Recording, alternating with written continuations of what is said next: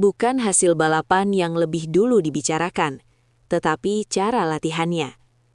Dalam beberapa bulan terakhir, nama Veda Ega Pratama mulai muncul dalam percakapan di luar konteks hasil lomba. Yang menarik, perhatian tersebut bukan datang dari satu podium besar atau rekor waktu tertentu, melainkan dari pola persiapan yang ia jalani sehari-hari. Bagi sebagian pengamat, ini merupakan sinyal yang tidak biasa, terutama untuk seorang pembalap muda dari Asia Tenggara. Dari sudut pandang reporter, fenomena ini menunjukkan pergeseran fokus dalam menilai talenta muda. Jika sebelumnya sorotan selalu tertuju pada kecepatan puncak, kini konsistensi dan pendekatan latihan justru menjadi topik utama. Beberapa pengamat menyebut bahwa apa yang dilakukan Veda terlihat lebih matang dibandingkan pembalap seusianya. Latihannya tidak dipublikasikan secara berlebihan, tidak pula dikemas sebagai sensasi media. Namun, laporan-laporan internal menyebut bahwa rutinitasnya tergolong disiplin dan berulang, dengan struktur yang jelas. Ini menjadi pembeda awal yang kemudian memicu rasa ingin tahu dari pihak luar.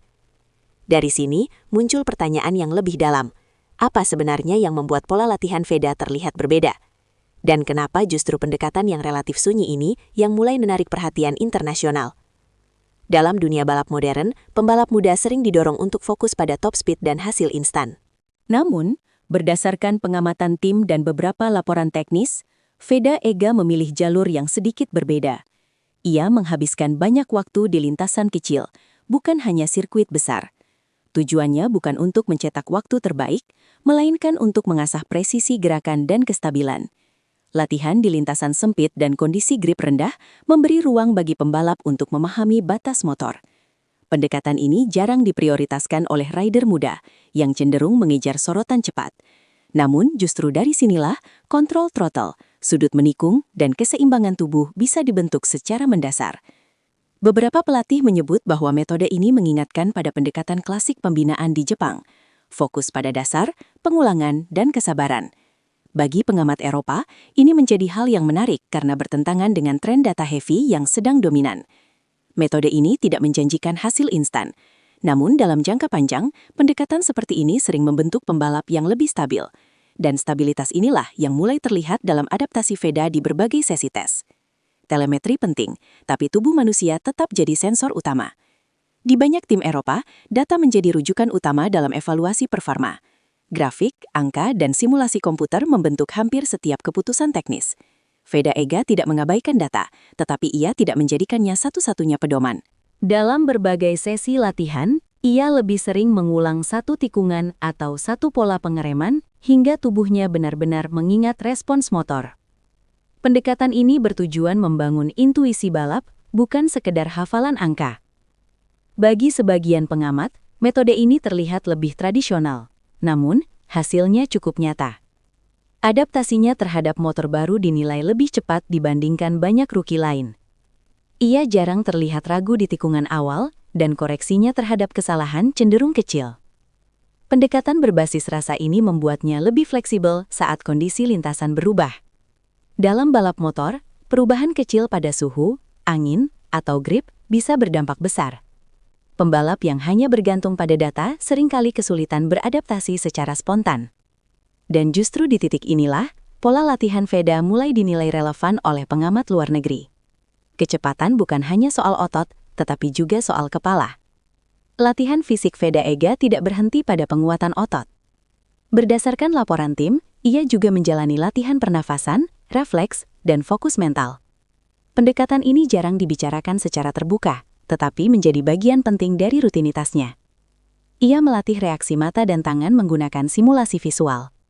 Ia juga melakukan visualisasi balapan sebelum sesi penting. Tujuannya bukan untuk membangun kepercayaan diri semu, melainkan membiasakan otak menghadapi tekanan situasional. Bagi pembalap muda, latihan mental sering dianggap sekunder. Namun, dalam balap profesional, kesalahan kecil akibat kehilangan fokus bisa berdampak besar. Dengan melatih aspek mental sejak dini, Veda dinilai membangun fondasi yang lebih lengkap. Pengamat menyebut bahwa kombinasi latihan fisik dan mental ini membuatnya jarang terlihat panik saat situasi berubah. Ia lebih tenang dalam mengambil keputusan, sesuatu yang jarang terlihat pada rookie. Pendekatan ini tidak menghasilkan sensasi cepat, tetapi dalam konteks jangka panjang, ia menciptakan pembalap yang lebih tahan terhadap tekanan. Yang dibicarakan bukan kecepatannya, tetapi minimnya kesalahan. Di lingkungan pedok, mulai terdengar percakapan informal mengenai Veda Ega. Bukan karena ia selalu berada di posisi teratas, melainkan karena ia jarang melakukan kesalahan mendasar. Untuk seorang rookie, ini merupakan anomali. Biasanya, pembalap muda cenderung agresif dan overpush. Namun Veda terlihat lebih sabar. Ia memilih menjaga ritme daripada memaksakan satu lap cepat. Pendekatan ini menarik perhatian karena bertentangan dengan stereotip rookie. Beberapa pengamat menyebut bahwa gaya latihannya membentuk pola balap yang lebih matang. Ia tidak terlihat tergesa-gesa dalam mengambil celah, dan koreksi arah motornya relatif halus. Bisik-bisik ini tidak bersifat sensasional. Tidak ada klaim bahwa ia akan langsung menjadi bintang besar. Namun ada konsensus kecil bahwa pola persiapannya terasa berbeda. Dan perbedaan inilah yang mulai membuat namanya dibicarakan di luar lingkaran Asia. Metode kuat juga membawa resiko yang tidak kecil. Di balik semua pujian, ada satu kekhawatiran yang juga mulai dibicarakan. Metode latihan yang terlalu ketat bisa memicu tekanan mental lebih cepat. Ekspektasi publik naik, beban performa meningkat. Dan jika tidak dikelola dengan baik, kelelahan mental bisa datang lebih awal. Banyak pembalap muda di masa lalu memulai dengan disiplin ekstrim, tetapi kemudian mengalami burnout sebelum mencapai puncak karir. Dalam konteks ini, manajemen emosi dan jadwal istirahat menjadi sama pentingnya dengan latihan itu sendiri. Tim di sekitar Veda disebut cukup menyadari resiko ini. Pendekatannya kini diarahkan untuk menjaga keseimbangan antara disiplin dan fleksibilitas. Tujuannya bukan mencetak hasil instan, tetapi menjaga keberlanjutan performa. Dari sudut pandang reporter, ini menjadi fase krusial.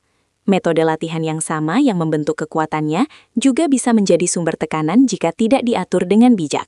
Dan disinilah arah karirnya akan benar-benar ditentukan. Bagian 7. Kesimpulan, metode yang membentuk masa depan. Bukan soal cepat sekarang, tetapi soal bertahan nanti. Jika dirangkum secara keseluruhan, latihan Veda Ega Pratama mulai menarik perhatian bukan karena sensasi, melainkan karena strukturnya yang tidak biasa. Ia tidak mengejar hasil instan, ia membangun dasar. Ia melatih tubuh, pikiran, dan intuisi balap secara bersamaan. Pendekatan ini membuatnya terlihat lebih siap menghadapi tekanan jangka panjang. Adaptasinya cepat. Kesalahannya minim, dan mentalitasnya relatif stabil untuk ukuran rookie. Namun, dunia Moto3 dikenal kejam terhadap pembalap muda. Konsistensi jangka panjang jauh lebih sulit daripada satu musim bagus. Disinilah metode latihan Veda akan diuji secara nyata. Untuk saat ini, yang terlihat bukanlah janji sensasional, melainkan proses yang terukur. Eropa melirik bukan karena satu momen besar, tetapi karena pola yang terlihat matang. Dan mungkin, justru di sanalah letak kekuatan sebenarnya dari metode latihan Veda Ega. Jika Anda mau, saya bisa memadatkan ke versi 8-10 menit, mengubah ke gaya breaking news, menambahkan perbandingan dengan rival Eropa tertentu, membuat versi voice-over AI super singkat. Tinggal bilang arah yang Anda incar. Ulangi kesimpulan yang lebih panjang tapi disematkan Veda Ega di Gunung Merbabu. Berikut kesimpulan versi lebih panjang, bergaya reporter berita, aman YouTube, dan disematkan elemen latihan Veda Ega di Gunung Merbabu secara natural tanpa sensasi berlebihan. Kesimpulan panjang, metode senyap yang membentuk pembalap tangguh. Yang membedakan bukan di sirkuit, tetapi di tempat yang tidak pernah disorot kamera. Jika seluruh rangkaian pola latihan ini dilihat secara utuh, perhatian yang mulai datang dari Eropa terhadap Veda Ega Pratama tidak muncul karena satu momen besar atau satu catatan waktu tertentu. Perhatian itu tumbuh dari sesuatu yang jauh lebih mendasar. Cara ia membentuk tubuh, pikiran, dan mentalitas balapnya secara perlahan, sunyi, dan konsisten. Salah satu aspek yang paling menarik, namun jarang dibicarakan, adalah kebiasaannya menjalani latihan fisik di lingkungan alam terbuka, termasuk di kawasan pegunungan seperti Gunung Merbabu. Dari sudut pandang reporter, ini bukan sekedar cerita unik, tetapi potongan penting dari metode latihannya. Latihan di ketinggian memberi tekanan tambahan pada sistem pernapasan dan daya tahan tubuh. Udara yang lebih tipis memaksa paru-paru bekerja lebih keras, sekaligus membentuk stamina yang lebih stabil saat kembali ke lintasan balap. Latihan di Gunung Merbabu juga bukan soal fisik semata. Medan yang berat, jalur yang panjang, dan ritme langkah yang monoton menciptakan tantangan mental tersendiri. Ini melatih kesabaran, fokus, dan kemampuan mengatur napas, 3 hal yang sangat relevan dalam dunia balap motor. Dalam konteks Moto3, di mana balapan sering ditentukan oleh detail kecil dan konsentrasi di lap-lap akhir, pendekatan seperti ini menjadi sangat masuk akal. Dari perspektif pengamat luar negeri, metode ini terlihat tidak biasa.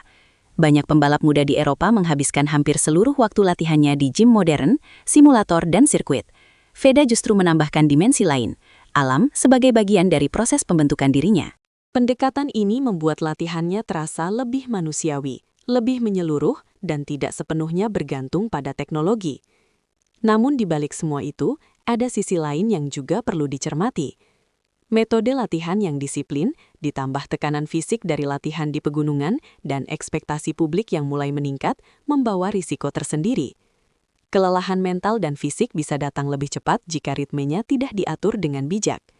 Inilah fase krusial yang akan menentukan apakah pendekatan ini benar-benar membentuk karir jangka panjang atau justru menjadi beban di usia muda. Kesimpulannya, latihan Veda Ega Pratama, termasuk kebiasaannya berlatih di Gunung Merbabu, bukanlah gimik atau pencitraan. Ia adalah bagian dari filosofi persiapan yang menekankan ketahanan, kesabaran, dan fondasi jangka panjang. Eropa mulai melirik bukan karena sensasi, tetapi karena pola ini terlihat matang untuk ukuran seorang rookie.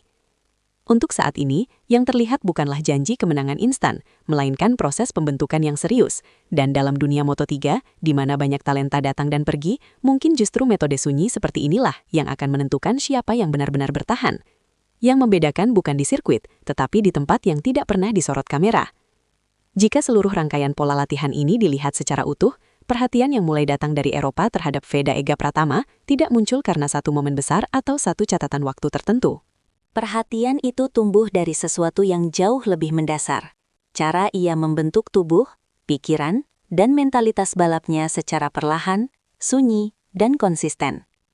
Salah satu aspek yang paling menarik, namun jarang dibicarakan, adalah kebiasaannya menjalani latihan fisik di lingkungan alam terbuka, termasuk di kawasan pegunungan seperti Gunung Merbabu. Dari sudut pandang reporter, ini bukan sekedar cerita unik, tetapi potongan penting dari metode latihannya. Latihan di ketinggian memberi tekanan tambahan pada sistem pernapasan dan daya tahan tubuh. Udara yang lebih tipis memaksa paru-paru bekerja lebih keras, sekaligus membentuk stamina yang lebih stabil saat kembali ke lintasan balap. Latihan di Gunung Merbabu juga bukan soal fisik semata. Medan yang berat, jalur yang panjang, dan ritme langkah yang monoton menciptakan tantangan mental tersendiri. Ini melatih kesabaran, fokus, dan kemampuan mengatur napas, 3 hal yang sangat relevan dalam dunia balap motor.